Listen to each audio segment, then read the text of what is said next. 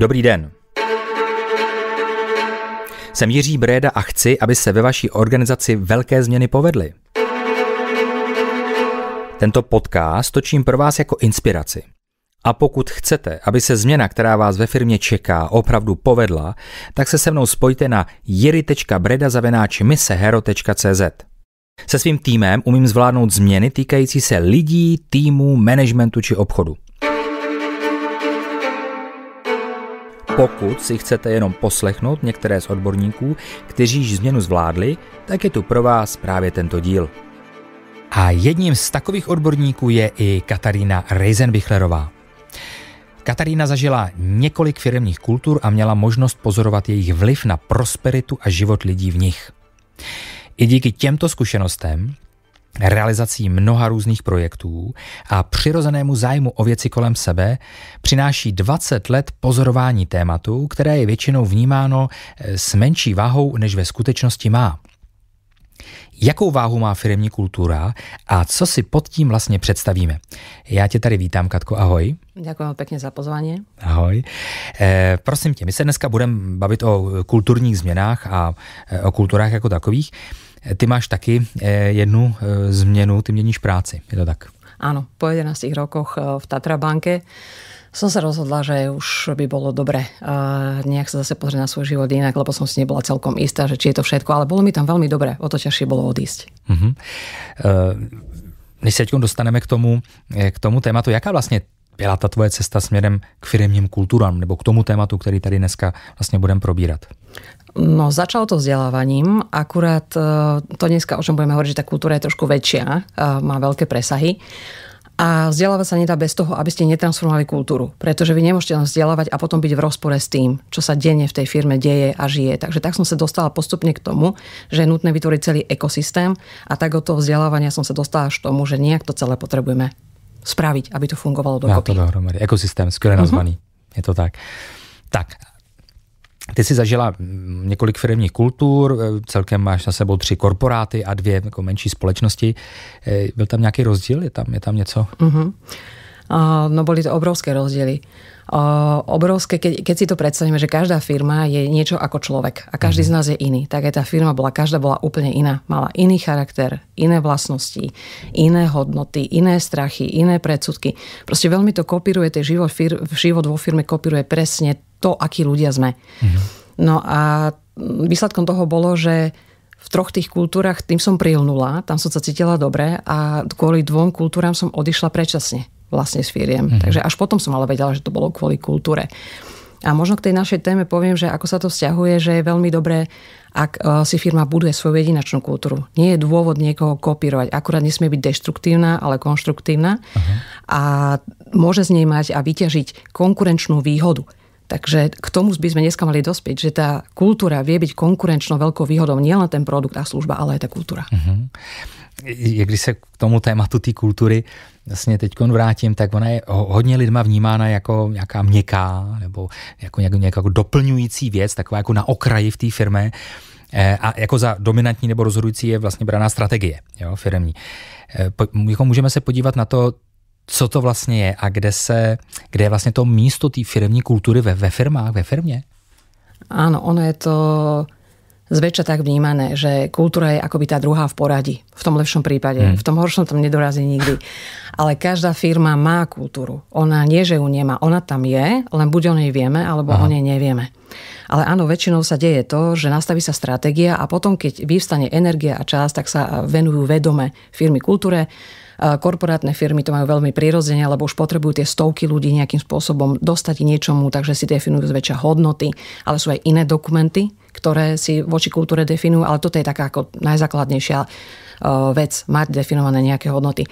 Malé firmy sú v tom trošku iné, oni niekedy idú takou intuíciou potom, ale ako náhle prerastáte určitý počet ľudí, povedzme pár desiatok ľudí vo firme, už potrebujete to nejak zjednocovať, potrebujete tým ľuďom povedať, kam kráčate, prečo a ako to budete robiť.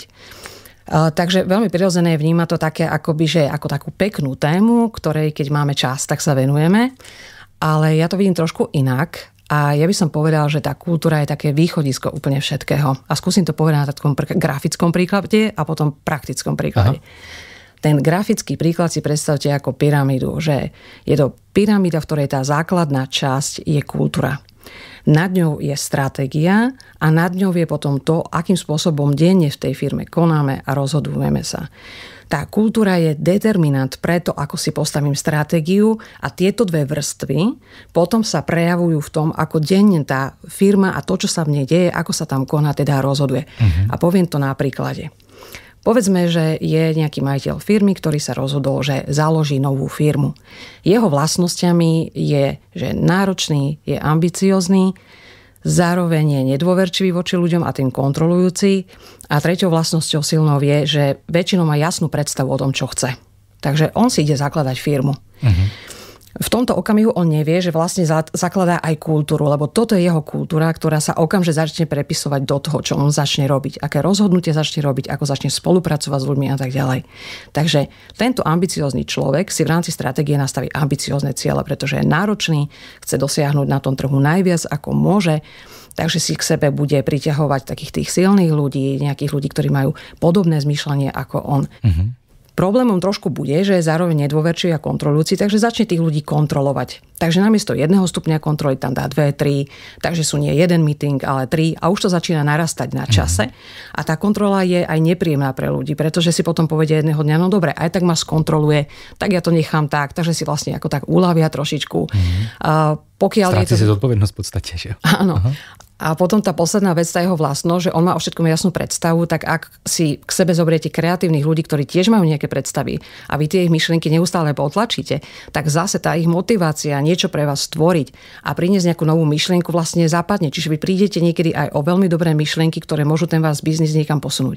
Čiže on vstúpil do tej firmy s nejakými svojimi nastaveniami, a tie sú východiskové preto, ako on tú firmu začne budovať a ako tých ľudí začne viesť. A už tam nastávajú nejaké zdržania, nejaké samozrejme kladné veci, ale aj nejaké veci, ktoré budú vstupovať do tých výsledkov a tej motivácie tých ľudí. Rozumím, přesto se tam jako není ta kultura, jako, je nutné se tím jako zabývat, není to fakt jako móda, která za dobře 10 let jako zmizí, hele, tak to jsme tady měli, to jsme to vyzkoušeli, něco jiného. No tak môžeme sa pozrieť na to, že čo stojí, aby sme si to povedali na nejakom príklade. Tak nielen, že firmy majú kultúry, aj my máme, každý z nás má kultúru, aj národ má kultúru, aj celá civilizácia má kultúru, čiže máme nejaké kultúry a subkultúry a potom kultúry jedincov. Ja možno takú protiotázku, že koľko stojí kultúra korupcie? Ako sa to prepisuje do toho, ako sa darí štátu, ako sa to prepisuje do motivácie alebo frustrácie ľudí. Dávam len takú ako rečníckú otázku. Asi každý poznáme na to trošku odpoveď. Ale je tu kopec iných príkladov, do ktorých načrieme, ale možno by som predtým povedala jeden, ktorý v poslednom čase zaujal mňa. A potom sa vrátim k tým firmám a k takým konkrétnostiam. Ide o norské väznice. Sú 2 experimentálne väznice, v ktorých sa rozhodli, že budú s ľuďmi pracovať ako s ľudskými bytostiami. V tej väznici nie sú dozorcovia klasickými dozorcami, oni sa s tými ľuďmi rozprávajú. Som nepovedala, že sú to väzni s ťažkými trestami. A teda činmi, zločinmi. A tí dozorcovia sa k ním správajú tak, že majú k ním vzťah. Je to také, ako vytvára sa tam spoločenstvo, žijú pestrým, sociálnym a takým kolektívnym životom, no a popri tom samozrejme pracujú.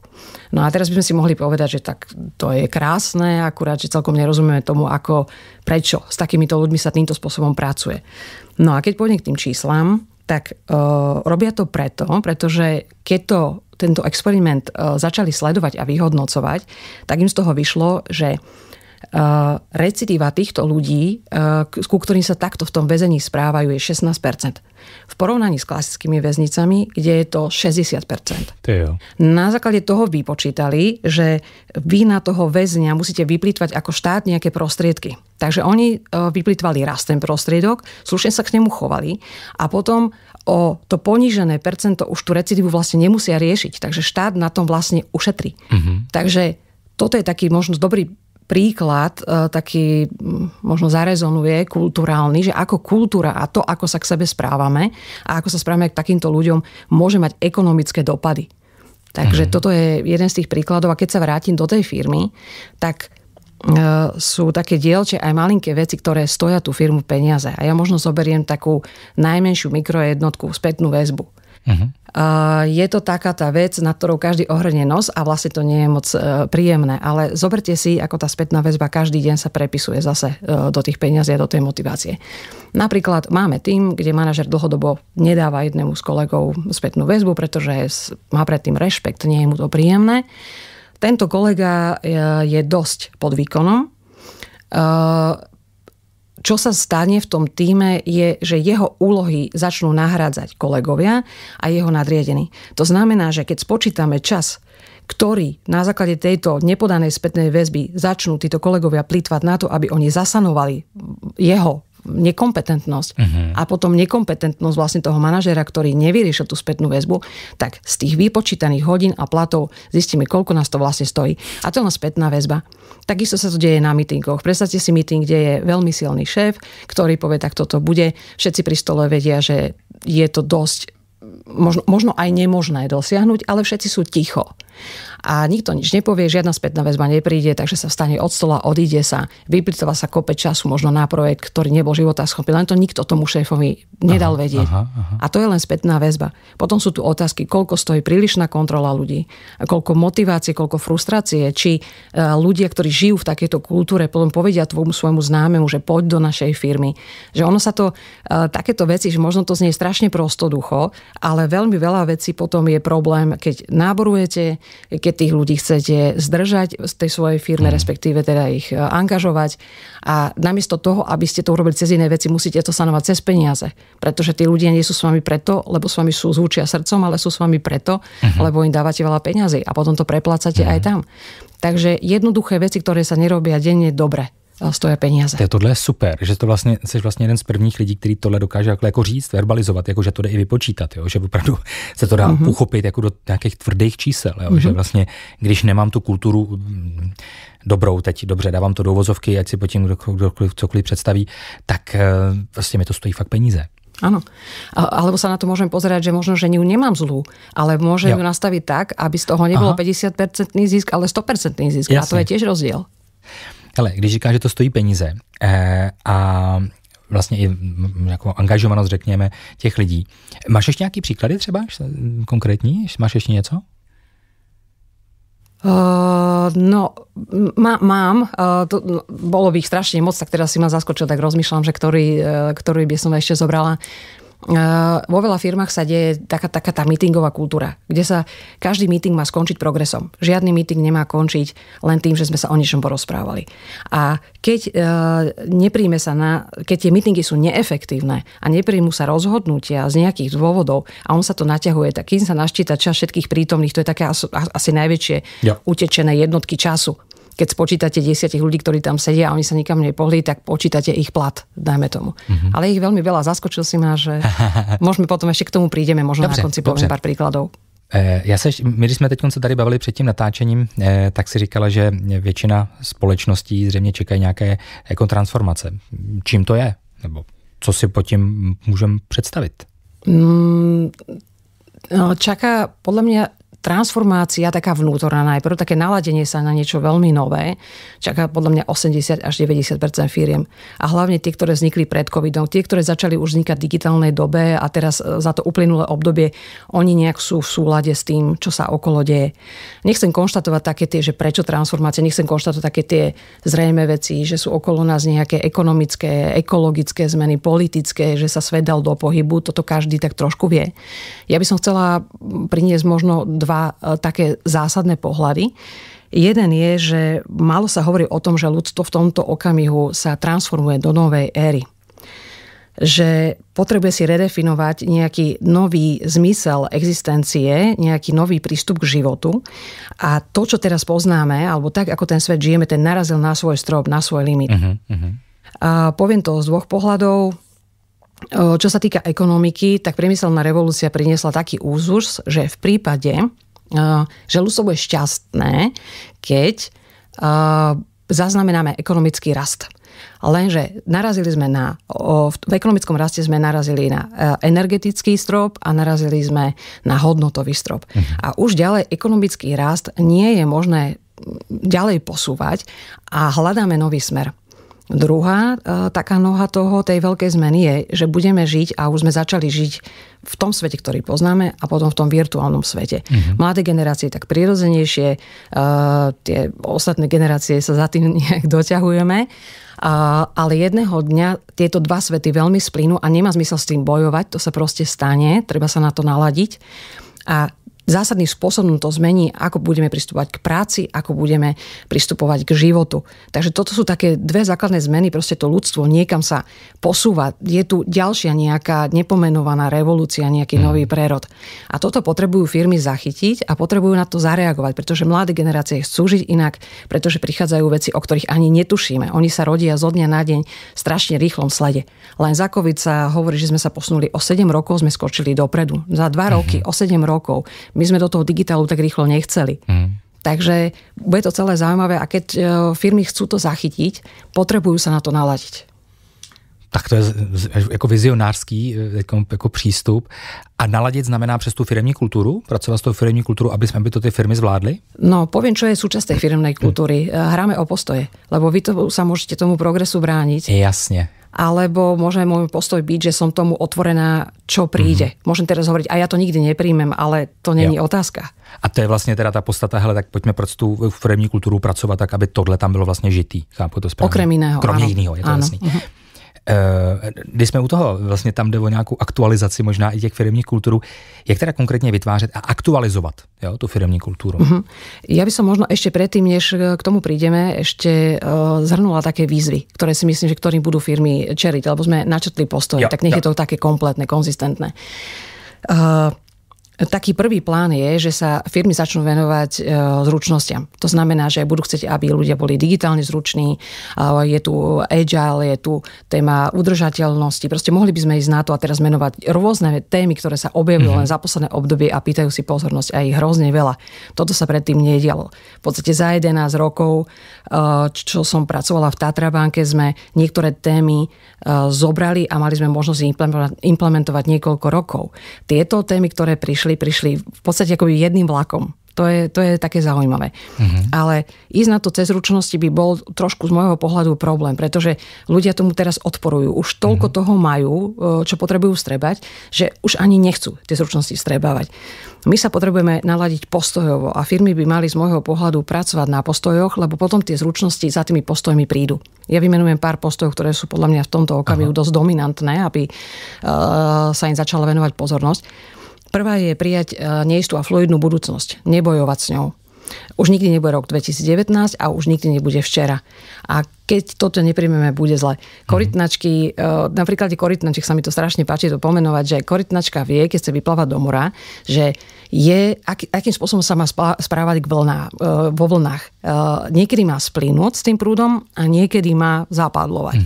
A toto sa potrebujeme naučiť a niekedy sa ešte potrebujeme naučiť, že niekedy musíme aj trošku proti tomu prúdu zaplávať, lebo nemôžeme len chytiť veci tak, ako sa na nás zo sveta rútia, ale len ich pribrať jedna za jednu. Musíme si na to ešte aj vytvoriť ako ľudia názor. Ale niečo ako korytnačky by to mohlo byť. Druhá veľká postojová výzva z môjho pohľadu je začať myslieť a konať inak. My dneska hľadáme riešenia, poviem to na takom príklade lampy, že predstavte si, na ulici svieti jedna lampa, osvetľuje jeden bod a všade okolo je tma. A my hľadáme riešenia pod tou lampou. Niekde, kde je svetlo. Ale tie súčasné riešenia, tým, že všetko nové, sú vlastne v tme. Takže mali by sme sa vybrať niekde, kde sme neboli a myslieť inak a pripustiť, že všetko môže byť vlastne úplne inak. Takže druhá vec je začať myslieť a konať inak. Tretia vec je, peniaze predbehli dve iné veci. Najväčšou hodnotou má dneska pre nás čas, pre civilizovaný svet a energia. Máme pocit, že čím rýchlejšie budeme bežať, tak tým rýchlejšie dosiahneme ten cieľ, ale ono to nefunguje. Keď si zoberieme športovca, športovec výkon generuje a potom regeneruje a vie, že zo dňa na deň olympijským víťazom nebude. A my sa v tých firmách niekedy usilujeme toto urobiť a dosiahnuť. Rýchlo pobežíme a myslíme si, že čím viac budem v tom dni trénovať, tak tým lepšie budem zajtra. Športovec vie, že takto nebude. Chytí svalovicu, zraní sa, nebude môcť. Čo sa týka ešte takých nejakých vecí je menej premýšľať a viac cítiť. Málo dávame na intuíciu, veľa sme vytlačili, veľa sme sa spoľahli na fakty a vytlačili sme tie pocity. No je tu pár ďalších, ale firmy by, keď to zhrniem, možno taký odkaz pre firmy, mali by vytvárať prostredie, v ktorom tí ľudia budú môcť im dať to najlepšie zo seba. A to neznamená, že chcem teraz povedať nejakú kvietkovú predstavu, niečo také, ale akým spôsobom, otázka je, že aké prostredie potrebujem vytvoriť na to, aby ľudia chceli prísť ku mne, aby chceli pre mňa dať to najlepšie a nechať to tu. A aby vlastně chtěli vůbec jako i s těma svýma postojema vlastně možná hnout, že? Protože ono to taky, to je hlubší, než si možná připouštíme. Áno. Keby pomohli tie firmy ľuďom v tomto nesebeckom zámere, pomohli by aj sebe. A to niekedy sme leniví vložiť. Podcast Vím jak se stal zajímavým i pro sponzory a není divu. Víme z vašich ohlasů, jak vám prakticky prospívá. A sponzorem dnešního dílu je průvodce po NFT galaxii, který vám denně přináší zářivé novinky, rozbory her, přehledné návody, ale také Charlieho slovník, který vás seznámí se základními pojmy v digitálním světě. Charlie Gaming vyhledává nejzajímavější projekty na trhu, účastní se jejich testování a podílí se na jejich vývoji. Buďte tedy s Charlie Gamingem u zrodu nové éry her a životního stylu. Jak teda vytvořit nebo vylepšit tu firemní kulturu, na co si dát pozor, ale hlavně jak to teda udělat, aby se to žilo. Teď je ta část těch konkrétních věcí. Prvým krokom je, že vy musíte chytiť ten signál, kedy prichádza, že niečo potrebujem, musím alebo chcem zmeniť. Ideálne je, ak je tam to chcem. Takže musíte byť na to pripravení. Toto je strašne dôležitá vec. Niekoľkokrát som si to zažila. Ak chcete urobiť nejakú zmenu a nie ste pripravení, tak sa to proste nestane. Lebo nie ste pripravení. Týka sa to aj osobného života. Kým niekto vám hovorí, ty sa musíš zmeniť. Ale kým neprestanete fajčiť, tak sa to proste nezmení. Ale niekedy na to nie sme pripravení. Takže prvý krok byť pripravený na to a zachytiť ten signál včas. Druhý potom si to odmerať, kde teda dneska sme. Potom si povedať, kam by sme chceli prísť a prečo. A potom si pozrieť ten rozdiel, že kde sme dneska voči tomu, kam chceme dokračať a na základe toho vytvoriť tie konkrétne kroky, ktorými budeme kráčať šťastnej budúcnosti ústrety. A keď to poviem na takom príklade, skúsim vybrať za všetky tie príklady jeden, ako sme narazili pred niekoľkými rokmi v Tatrabanke na takúto zmenu. My sme veľmi intuitívna firma a každé 3 roky sa v podstate stane nejaká veľká zmena, kulturálna alebo strategická. Táto sa týka kultúry a stalo sa to, že chodili desiatky tisíc životopisov. Potom v jednom okamihu, ale to sa stalo plošne, zrazu tie životopisy do tých firiem prestali chodiť v takýchto veľkých počtoch. Tak sme začali analyzovať, že čo sa deje a prišli sme k tomu, že prichádza mladá generácia, o ktorú máme záujem a tá generácia má iné parametre a želá si niečo úplne iné. Želá si zapojenie, želá si vypočutie, úplne iný spôsob proste zaobchádzania. Takže sme prišli k tomuto zjednodušeniu, k partnerstvu, k hodnote partnerstvo. No a teraz bola otázka, že ako to teda tam dostať. To je také ako zletné slovo, tak znie to veľmi banálne, teraz, že čo s tým? No, keby sme si to len boli povedali, že teda dáme to na stenu a začneme sa zajtra podľa toho správať, nikto by nevedel zaprvé ako a bolo by to taká ako vec, ktorá sa niekedy tým hodnotám stáva, že niekde visia a je to fajn vyzerá. Čo sme potrebovali urobiť? My sme to potrebovali vsadiť do každodenného života a do celého toho ekosystému. Čiže vytvorili sme nové oddelenie internej komunikácie, ktoré začalo komunikovať správy iným spôsobom, iným tónom, iným spôsobom. Áno, vsadili sme to aj do vzdelávania, ale to je hrozne marginálne. Keby ste len vzdelávali v tom ľudí, tak to impact nemá. Lebo oni, keď ich z toho tréningu na druhý deň vypustíte, potrebujete, aby narazili na prostredie, v ktorom môžu to partnerstvo aplikovať. V podstate. Takže sme menili proces performance managementu, teda riadenie výkonu. Zmenili sme spôsoby meetingov, do ktorých sme vsadili to partnerstvo. Čiže iným spôsobom inak prebiehali komunikácie medzi ľuďmi a spolupráca. Čiže museli sme premýšľať, že kam všade do života tej firmy to vsadiť, ale do denného života. Ako inak napríklad delegovať úlohy. V akom inom tóne, akou inou štruktúrou. Čiže ak sme si zvolili takéto niečo softové a také ako fluidné a niečo, čo sa nedá uchopiť, museli sme si povedať, ako a kde to všade potrebujeme dať a ako sa to musí ťahať od vrchu. To je úplná zásada. No sa dá hrozne pochybiť, keď vrch vygeneruje nejaké hodnoty a povie, a teraz nech ich ľudia žijú. Tak to celkom nefunguje potom. Jasne.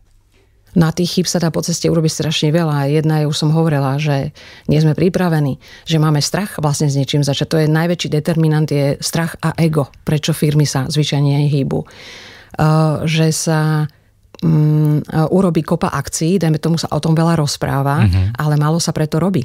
Že vy to na tréningu hlásate, ale keď prídete domov, tak tam sa to nedeje. Dojde k rozporu a ešte je to horšie vlastne, lebo ste poukázali na to, čo by sa malo zmeniť a ten človek to nedostáva. Takže no a musí sa vytvoriť celý ten systém, lebo preto som sa k tomu aj dostala, lebo to vzdelávanie samo o sebe nemalo moc zmeniť myslenie ľudí. No, jak vlastně ten systém vytvořit teda? Je ten ekosystém? Jak, ty jsi tam řekla nějaký ty věci, jak na tom teda začít pracovat? Nebo jak s tím pracovat?